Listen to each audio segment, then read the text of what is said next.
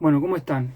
En la clase pasada habíamos hablado de las dimensiones que tienen que ver con el horizonte histórico de el desarrollo weberiano, de la teoría de Weber. Ahí habíamos visto algunas condiciones mínimas para entender en el marco en el cual se desarrolla y poder diferenciarlo del marco francés, poder encontrar qué elementos son similares y cuáles son diferentes, cuáles difieren en su contexto, que son muchos y muy importantes entre el mundo francés y el mundo alemán.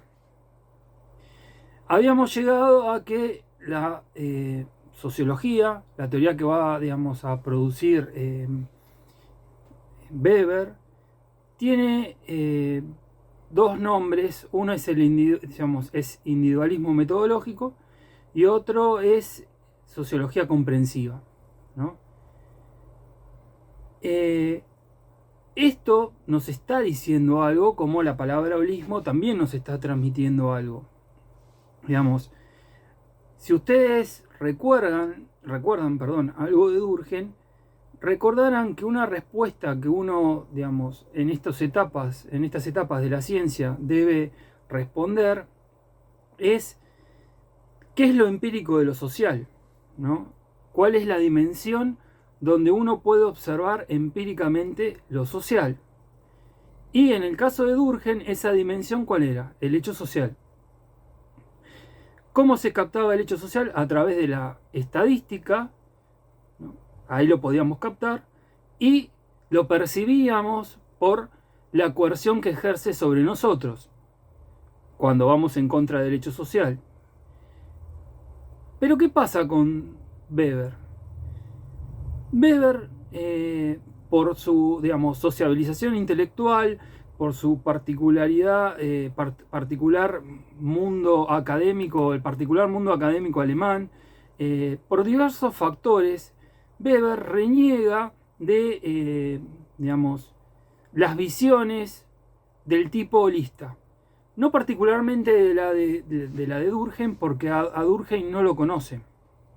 O sea, en este sentido, no hay un cruce directo entre ambos autores, que son contemporáneos. Pero sí conoce autores que son holistas, que si bien no son propiamente sociólogos, sí se llaman a sí mismos sociólogos, y que transmiten de alguna forma una metafísica de las figuras sociales. ¿Qué quiere decir esto? Que le dan característica de sujeto a lo que es, en el mejor de los casos, desde la visión de Durkheim, un conjunto de individuos o un conjunto de sujetos, ¿no?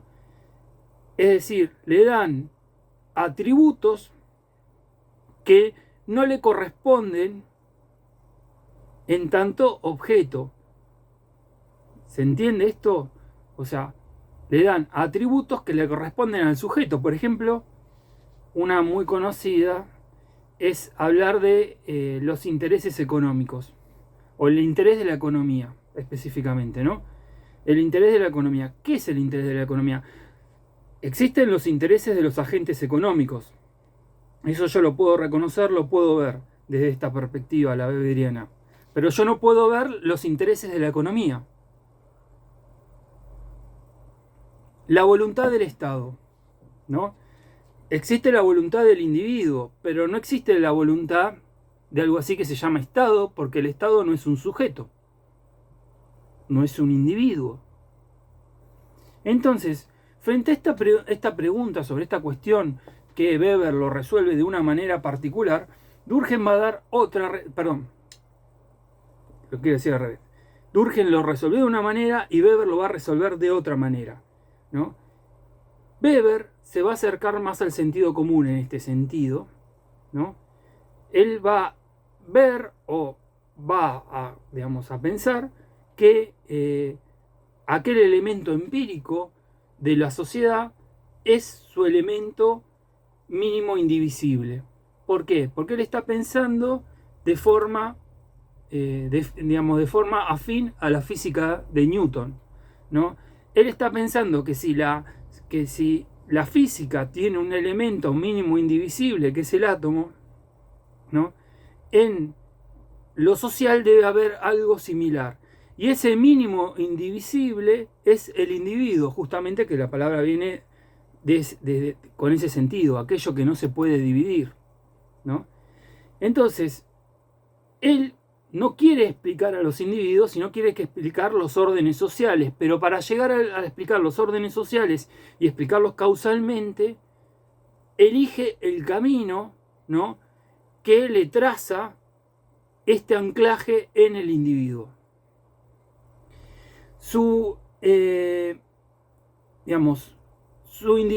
La idea del individualismo como método para observar lo social no es una idea nueva, no es una idea que se le haya ocurrido a Durkheim, a Weber, ¿no? Es una idea que ya, tenía varios siglos de recorrido y que tenía fuerte expresión en los ámbitos de la economía política y después de la economía neoclásica y en otros sectores, ¿no? Algún pre-sociólogo como Spencer también pensaba de esta manera, pongámosle sociólogo inglés, pero está por abajo de Durkheim y de Weber, ¿no? Pensaban de esta manera. Pensaban que si uno conoce al individuo, por transmisión, conoce a la sociedad, ¿no? Algo muy diferente a cómo pensaba Durkheim, porque Durkheim decía, la vida de lo social, ¿dónde ocurre? ¿Dónde la encontramos? En el todo, no en las partes.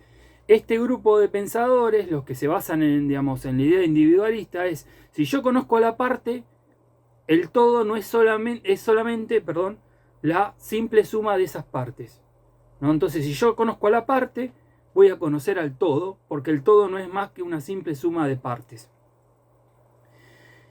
Todo esto lo hemos hablado con el ejemplo de Durkheim, ¿no? Lo que, de Durkheim con el ejemplo de Frankenstein, lo hemos hablado cuando estuvimos trabajando Durkheim, de las dificultades de estas ideas. Weber opta por esta idea, una idea que para pensar la sociedad alemana tenía ciertas ventajas en relación al organicismo, porque el organicismo más bien es estático y permite estabilizar una sociedad, mientras que una visión atómica es una visión mucho más dinámica que capta los conflictos, ¿no? Y la sociedad alemana es una sociedad que tiene que transformarse, que tiene que alcanzar, el desarrollo no solamente económico como lo ha alcanzado en ese momento, sino el desarrollo social, ¿no? En la maduración de sus estructuras políticas como una nación moderna y republicana. Cuando hablamos de sociología comprensiva, no estamos hablando de ser comprensivo en el sentido, qué comprensivo que soy, te duele algo, mira cómo te comprendo, no. Sino que, a diferencia del átomo, el individuo, cuando acciona, produce sentido. Nosotros, cuando accionamos, no accionamos como semiautómatas o como, de forma lineal bajo un canon de estímulo-respuesta. Reaccionamos proyectando sentido. Es decir, para que ustedes lo comprendan más fácil, siempre tenemos un para qué y un por qué. ¿Por qué ustedes están acá en este momento? Virtualmente estamos. ¿Para qué ustedes están acá? ¿No? ¿Por qué puede ser, porque quiero recibirme, ¿no? ¿Y para qué? Y para probar la materia, ¿no? Sería el para qué más sencillo. También puede ser porque creo que el valor es un conocimiento, puede ser alguna otra dimensión, la que sea, no importa. Pero todos tenemos alguna dimensión referido al por qué y al para qué cuando desarrollamos una acción. Hagan este ejercicio en su vida cotidiana, ¿no? Y van a ver que es cierto, que nosotros siempre tenemos un para qué y un por qué.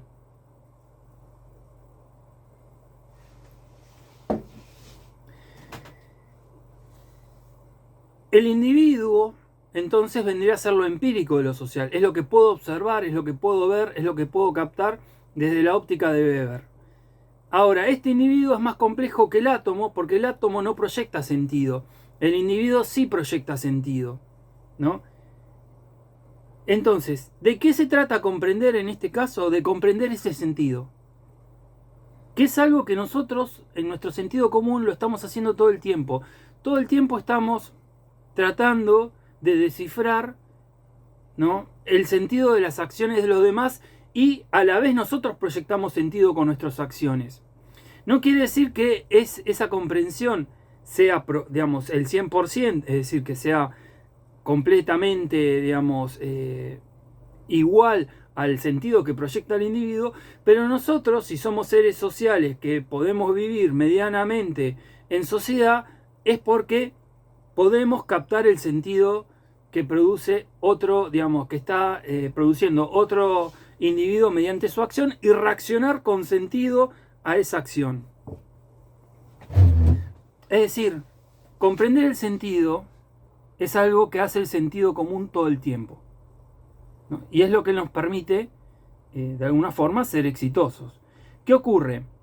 ¿Se va a utilizar científicamente la misma matriz que utiliza el sentido común para comprender la acción del individuo? No.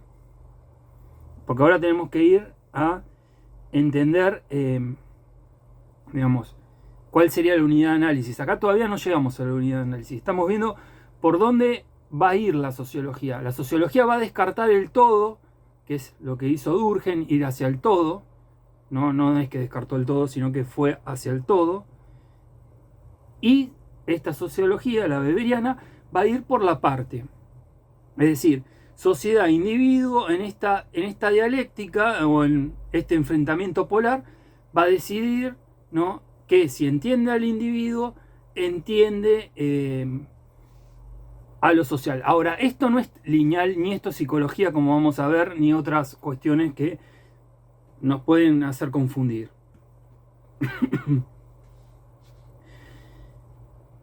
Una cuestión acá fundamental de lo que quiere decirnos Weber es que nosotros podemos tomar posición frente al mundo. Tomamos posición frente al mundo.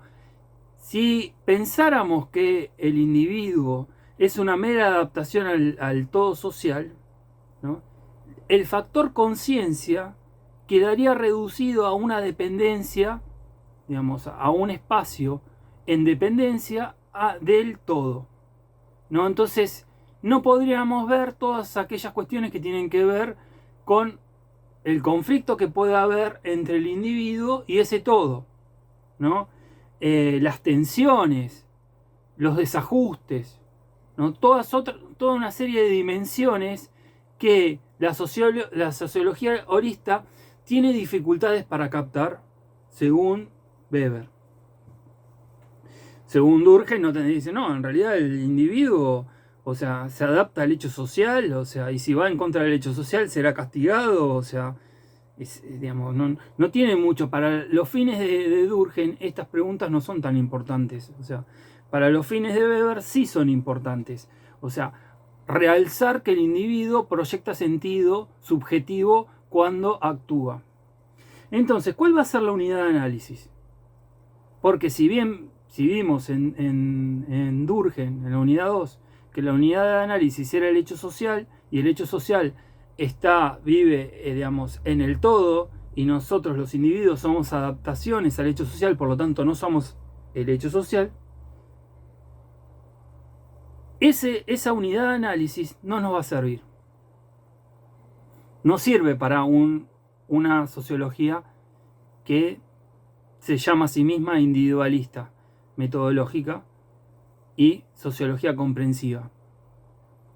La unidad de análisis va a ser otra, ¿no? La unidad de análisis va a ser la acción social.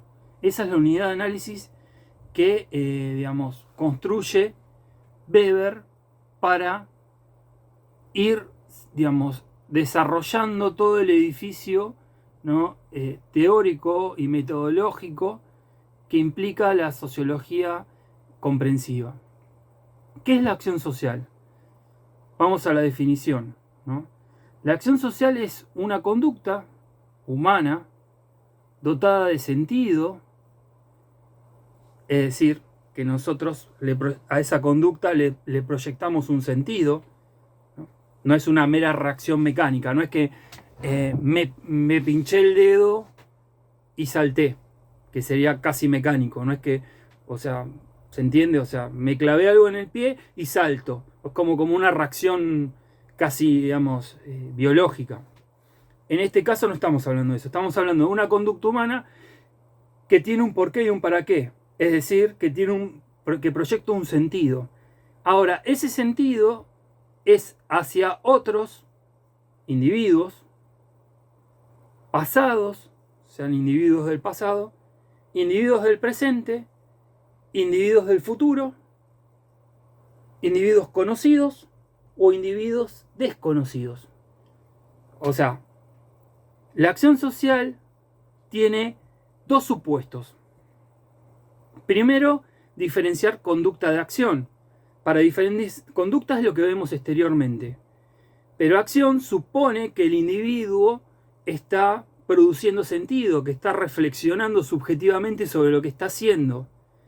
Entonces, esa condición de reflexión subjetiva construye a la conducta como acción. Y la otra dimensión es que esa acción esté orientada hacia otros. Eso le da la condición de social. Ahí le está dando, digamos, un universal, algo que vamos a encontrar universalmente en lo social, pero que no, digamos, que para los fines de Weber no vuelven sustancial a lo social. Digamos, no crea esa figura de, digamos, como que las estructuras tienen esa forma casi física, si uno hablara de estructuras y demás. Usará otros conceptos.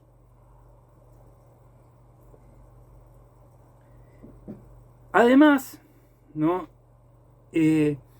Estas dos dimensiones nos permiten resolver otros problemas para los fines de Weber. La reflexión subjetiva puede parecer que es el campo de la psicología. Y Weber se va, digamos, o sea, Weber sabe que de alguna forma, eligiendo este camino, está caminando medio por el filo de la navaja de la psicología y de el psicologismo. Y él va a dar una respuesta para demostrar que lo suyo es sociología y no es psicología, y mucho menos es psicologismo. O sea, psicologismo, ¿qué es? Por ejemplo, pensar, el individuo es malo por naturaleza, ¿no? Entonces, de alguna forma le ascribimos al ser humano una naturaleza que se viste de ahistórica, ¿no? Y desde ese patrón uno interpreta todas las conductas. Esto, por ejemplo, lo hace la economía. Digamos que la economía estándar, la economía ortodoxa, ¿no? ¿Qué dice? Bueno, el individuo tiende siempre a maximizar utilidades y siempre tiende a producir el menor esfuerzo, ¿no? Entonces ahí se está produciendo un supuesto que no tiene anclaje empírico, históricamente hablando. O sea, claro, con el sesgo propio de la economía vamos a encontrar un montón de ejemplos que casualmente nos van a probar esto. ¿Me explico? O sea, casualmente van a encontrar eso. El problema es que la economía no sabe utilizar la historia, porque la economía está bajo una matriz que es previa a ciencias como la sociología, y es previo, si ustedes quieren, al marxismo, o no reconoce al marxismo, que la historia es un núcleo fundamental de esas ciencias, tanto la sociología como el marxismo. Y en este caso, ¿no? Weber no va a cometer ese error, no va a caer en la idea, primero, evolucionista que tiene estas visiones, que son ideas positivistas. Son positivistas no al estilo Durkheim, porque Durkheim sabemos que era holista, pero sí son positivistas, sacando que en realidad Durkheim para mí es racionalista, pero bueno, digamos, lo metemos en la familia grande del positivismo, pero el positivismo más torpe, más simplón, es este tipo de positivismo. Este tipo de positivismo que construye un conocimiento que está por fuera de la historia. O sea, los individuos no nos formamos históricamente, sino que tenemos ciertas condiciones que son naturales y que las vamos a encontrar, según esta teoría, en el Egipto antiguo, en una tribu amazónica o en Wall Street. En todos esos lugares vamos a encontrar el mismo tipo de individuo histórico. Lo que ustedes se van a ir imaginando que es falso, ¿no? De que es cerrado. El psicologismo tiene que ver con la introspección, ¿no? O sea, con la experiencia que uno toma de su propio mundo interior. Y al igual que Durkheim, Weber va a renegar, va a desconocer a la introspección como un factor de explicación científica.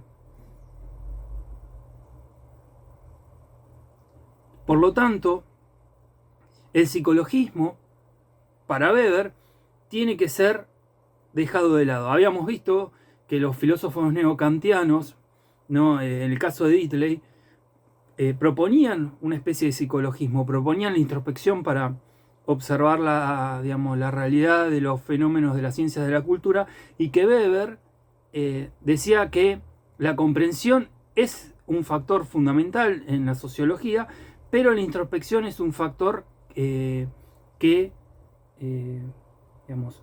hace perder el camino científico. O sea, nos lleva hacia otro espacio, pero no el espacio científico. Por lo tanto, la reflexión subjetiva, ¿no? No obedece a patrones por fuera de la historia. ¿Por qué esto? Porque nosotros nos sociabilizamos en un orden cultural. Y en ese orden cultural las dimensiones de lo social, ¿no? Ustedes permiten utilizar esta palabra, los objetos sociales, ya están dichos, ya están nombrados. O sea, cuando nosotros hablamos de sociedad, es porque un cierto horizonte un cierto tiempo nos permite hablar de sociedad. ¿Se entiende?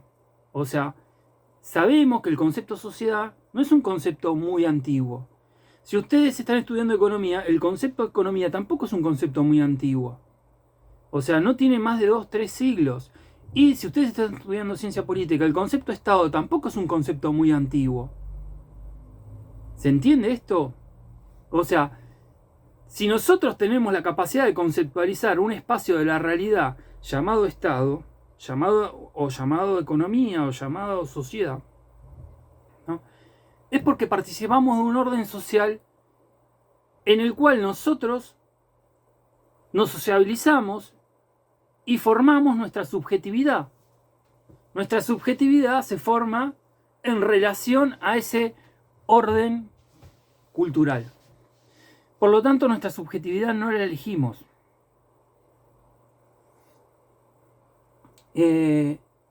Además del psicologismo está la psicología, ¿no? La psicología ya es otro campo, es otro tema. La psicología tiene como objeto también al individuo, o como en principio comparten con esta sociología al individuo. Pero la razón por la cual la sociología orienta la mirada al individuo y la razón por la cual la psicología orienta la mirada al individuo son muy diferentes. Difieren muchísimo. A la sociología le interesa comprender al individuo en sus propios términos. Con lo cual, esta sociología es una sociología que en algún principio tiene algunos principios que son profundamente, contrarios a las ideas eurocéntricas. De lo que se trata es entender a los órdenes culturales, comprenderlos en sus propios términos. no con el canon de que lo europeo es superior a el resto del mundo. En este sentido, pienso yo que Weber produce un gran descentramiento, porque les está diciendo a los europeos, digamos, que su civilización no es superior, ¿no? Que no es el fin de la historia. Piensen que estamos hablando de un tiempo donde el evolucionismo, ciertas ideas de superioridad racial y demás, eran ideas muy del sentido común, ideas que por otro lado siguen estando vivas hasta hoy en día, ¿no? La psicología, digamos, toma el discurso del paciente, pero no por lo que diga el paciente, sino por lo que no dice el paciente, por lo que oculta. Cuando quiere decir algo, está ocultando otra cosa. Y eso que oculta, se lo oculta a sí mismo y se lo oculta a los demás. Por lo tanto, la acción en sí mismo no es el objeto. Hay algo más atrás de ello, de la acción, en el caso de la psicología. En el caso de la sociología, hoy seguimos con Durkheim. Weber va a establecer lo siguiente: decir que todo lo que no es físico es psicológico es falso. ¿Cómo lo decimos en forma más llana? Para comprender a los individuos no se necesita ser psicólogo para comprender su acción en el día a día. Ahora, si ustedes quieren comprender otras dimensiones, ligadas a la psicología, sí tienen que ser psicólogos. Pero para entendernos entre nosotros, no necesitamos ser psicólogos. Para comprender, no necesitamos ser psicólogos para comprender la acción de los demás. Por ejemplo, comprender si yo digo 2 por 2 es 4. ¿Ustedes lo comprenden? El viernes que viene hacemos el trabajo práctico de la unidad 2 y 3. ¿Ustedes lo comprenden? O sea, eso es un tipo de comprensión que se llama comprensión racional, que no deja casi ninguna duda, de hecho no deja ninguna duda, creo yo. Y después hay otro tipo de intuición, que no es, tan directa como la racional, que es más fácil de captar, pero igual la podemos captar, que es cuando una persona siente dolor, cuando una persona se siente alegre, cuando una persona, sufre por algo, lo que sea. Nosotros podemos, empáticamente, ¿no? Conectarnos y comprender por qué esa persona o está alegre o está triste. Y podemos diferenciar, por ejemplo, si ustedes observan el día que ustedes se reciban, probablemente vayan la gente que los quiere a recibirlos después del examen final. Y probablemente les tiren huevos y hagan las cosas normales que tienen que ver con haberse recibido. Y probablemente alguien llore en ese momento. Ustedes claramente van a saber distinguir que ese llanto, que normalmente es una expresión de dolor, en ese caso no es una expresión de dolor. ¿De qué sería? De felicidad, alegría. Claro, exactamente. El mismo, exactamente. El mismo, el mismo acto exterior, las lágrimas corriendo por la mejilla, nosotros las podemos distinguir como alegría o las podemos distinguir como tristeza, ¿no? ¿Vamos a estar 100% seguros? ¿Vamos a estar 100% en la cabeza de la otra persona? No, por supuesto que no. Pero el ser humano tiene esa capacidad de comprender a sus semejantes.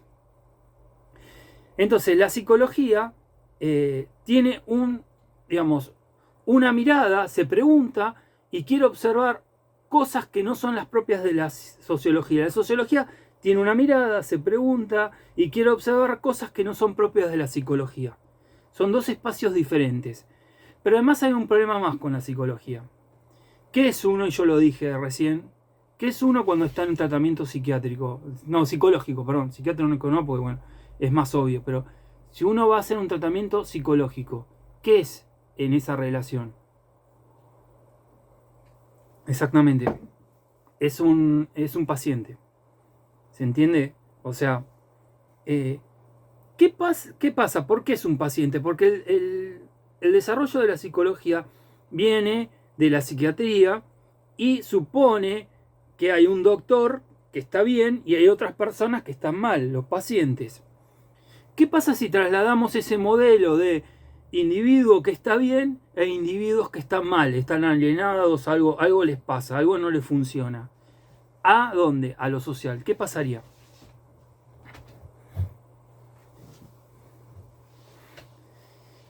Sería muy parecido a una dictadura totalitaria o una dictadura autoritaria. Normalmente esos grupos piensan que la sociedad tiene alguna enfermedad y que ellos tienen la cura. ¿Se entiende? O sea, es extremadamente peligroso. La sociología no es una ciencia normativa, no nos viene a decir qué debemos hacer. En el sentido de el deber, de indicarnos el deber ser. Para eso está, si ustedes quieren, el derecho, que nos marca, es parte de marcarnos el bien y el mal, ¿no? Está la filosofía, si ustedes quieren, para trabajar cuestiones éticas, cuestiones morales. Pero la sociología no viene a trabajar ese espacio. Ni siquiera la de Durkheim. La de Durkheim trabajaba las normas, o sea, cuál es el funcionamiento, digamos, normativo, pero no el funcionamiento indicativo, o sea, de indicación, no era eso, la sociología de Durkheim. En el caso de Weber, lo mismo. En esto comparten, la sociología es un espacio de la ciencia, y como espacio de la ciencia no se puede atribuir, dimensiones o cuestiones que no le corresponden a la ciencia. Los valores, ¿no? Obedecen a otros espacios, tienen otros espacios donde se puede discutir si queremos aceptar una sociedad con pena de muerte, si no la queremos aceptar, qué queremos hacer con la gente que comete un crimen. O sea, todas esas cuestiones son cuestiones dogmáticas. ¿Me siguen? O sea, son cuestiones de, a ver, cómo nosotros conceptualizamos. La sociología no va por ese lado. Si la sociología se vistiera de psicólogo de lo social, sería, ¿no?, el médico que tiene que obligar al paciente al tratamiento. Y el tratamiento, ustedes saben, cualquier tratamiento médico, suele ser, cuando es una enfermedad muy grave, muy duro.